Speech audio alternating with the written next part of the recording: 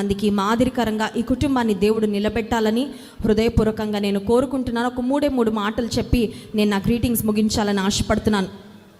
భార్యలు, women are very emotional. భార్యలు చాలా భావోద్వేగాలు కలిగి ఉంటారండి. స్త్రీలకు ఈ భావోద్వేగాలు ఎక్కువ.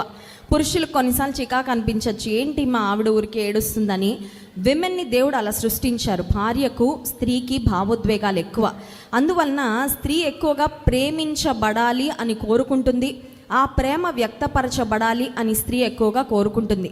పురుషులు, men need honour, men need respect. పురుషులు ఒక కుటుంబ జీవితంలో పురుషునికి ఎక్కువగా కావాల్సింది ఏంటి అంటే గౌరవం.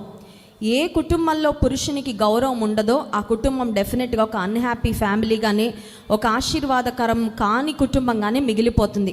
ప్రీతి కోరుకున్న ప్రేమ డేవిడ్ నుండి పొందుకోవాలంటే ప్రీతి డేవిడ్ను ఎక్కువగా గౌరవించడం నేర్చుకోవాలి, మోర్ దెన్ ఎనీబడి ఎల్స్. మరి దేవుని తర్వాత దేవుడు నీకు ఇచ్చిన శిరస్సుని భర్త కనుక ఆయనకు లోబడి ఉండి ఆయన మాటకు విధేయత చూపిస్తూ నీ భర్తను గౌరవించినప్పుడు నీకు కావాల్సిన ప్రేమ అంతా కూడా భర్త నుండి ఖచ్చితంగా పొందుకుంటావు. మరి ఈ బిడ్డలిద్దరూ కూడా దేవుని వాక్య నియమాలు పాటిస్తూ, మరి ఇప్పటివరకు చాలా ప్రసంగాలు వినుంటారు, చాలా ప్రసంగాలు రాసుకొని ఉంటారు. క్రైస్ట్ వర్షిప్ సెంటర్లో వాళ్ళు అయితే పుస్తకాలు నింపేస్తూ ఉంటారు ప్రసంగాలతో. ఆత్మీయ తండ్రి గారి ప్రసంగాలు, జాన్ వెస్లీ గారి ప్రసంగాలు, మరి చాలా మెసేజెస్ వింటూ ఉంటాం. వినడం ఒక ఎత్తు అయితే జీవితంలో ఫాలో అవడం అది చాలా ఇంపార్టెంట్ అండి. వివాహమైన తర్వాత మనం నేర్చుకున్న వాక్యాన్ని మరి ప్రాక్టీస్లో పెట్టడం చాలా ప్రాముఖ్యం. ప్రాక్టీస్లో పెట్టడానికి ప్రతి దినము ఎన్నో అవకాశాలు వస్తూ ఉంటాయి. సో ఇప్పటివరకు ఎన్ని ప్రసంగాలు విన్నారో అవన్నీ కూడా మీ జీవితంలో put them in to practice. వాటిని మీ జీవితంలో అన్వయించుకొని వాటి ప్రకారంగా మీరు జీవించగలిగితే ఆశీర్వాదాన్ని, దీవెనను పొందుకుంటారు. రెండో మాట నేను చెప్పాలని ఆశపడుతుంది ఏంటంటే a good marriage is between two forgivers. మరి కుటుంబ జీవితంలో ఒకరినొకరు క్షమించుకోవడం చాలా అవసరం. అదేంటక్క అలా అంటున్నారు? మరి నా భర్తను నేను క్షమించే పరిస్థితులు ఏమి రావు, నా భార్యను నేను క్షమించే పరిస్థితులు ఏమి రావని నాకు కాన్ఫిడెన్స్ ఉంది అని మీరు అనుకోవచ్చు. ప్రస్తుతానికి మీరు రాజమండ్రిలో క్రైస్ట్ వర్షిప్ సెంటర్లో ఉన్నారు, కానీ బాడీస్ అయినో మానసికంగా మీరు ఆకాశంలో మబ్బుల్లో ఉన్నారని. ఎందుకంటే మీ ఆనందానికి అవధులు ఉండవు. ఇప్పుడే పెళ్ళయింది కాబట్టి I know you are on clouds. అయితే I want to prepare you for practical life. నేనేదో మిమ్మల్ని ఊహాలోకంలో విహరింపజేయాలనుకోవట్లేదు. కుటుంబ జీవితము ఎంత సహజ సిద్ధంగా, ఎంత వాస్తవికంగా ఉంటుందో మరి దేవుని సేవకురాలిగా దాని కొరకు మిమ్మల్ని ప్రిపేర్ చేయాలని ఆశిస్తున్నాను.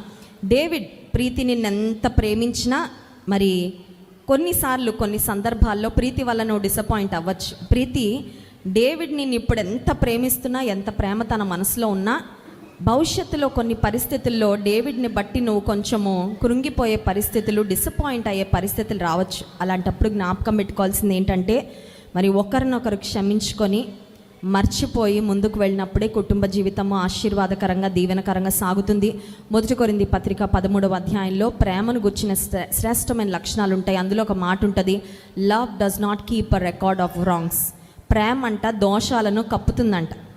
సో మనం ఎవరం కూడా పర్ఫెక్ట్ కాదు, ఎవరు పరిపూర్ణం కాదు.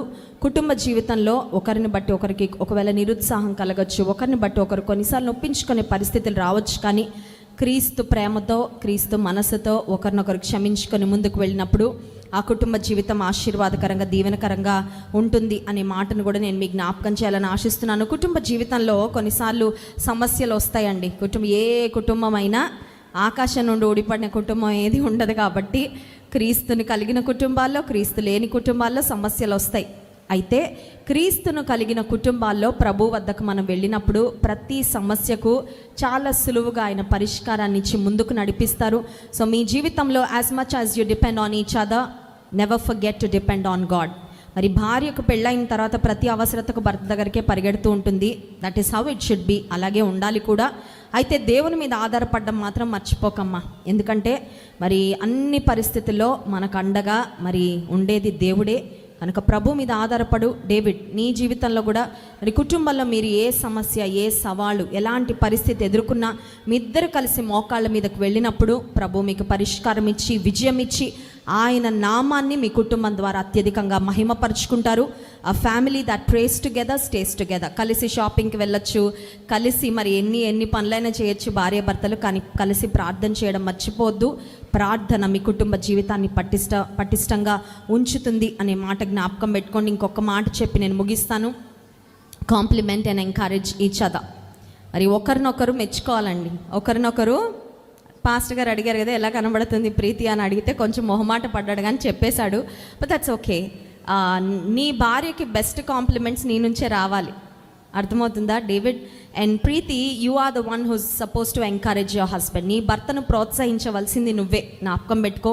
ఒకరినొకరు ప్రోత్సహించుకుంటూ ఒకరినొకరు మరి ముందుకు పుష్ చేసుకుంటూ, కొన్ని కుటుంబాల భార్యను భర్త వెనక్కి లాగుతాడు, భర్తని భార్య వెనక్కి లాగుతుంది. అలా కాదు, కలిసి ఇరువురు ఒకరినొకరు ప్రోత్సహించుకుంటూ ప్రభు కొరకు ఆయన నామ మహిమార్థంగా మరి మీరు ముందుకు సాగాలని ఇహపర సంబంధమైన ప్రతి శ్రేష్టమైన ఆశీర్వాదముతో దీవెనతో దేవుడు మీ కుటుంబాన్ని నింపాలని హృదయపూర్వకంగా కోరుకుంటూ, దైవజనులు జాన్ వెస్లీ గారు, నేను మా ముగ్గురు బిడ్డల ధన్య నిత్య ప్రశస్త పక్షంగా, అలాగే Christ worship center big family పక్షంగా, జాన్ వెస్లీ ఇంటర్నేషనల్ మినిస్ట్రీస్ పక్షంగా మీకు ప్రత్యేకమైన శుభములు తెలియజేసి కొద్ది మాటలు ముగిస్తున్నాను.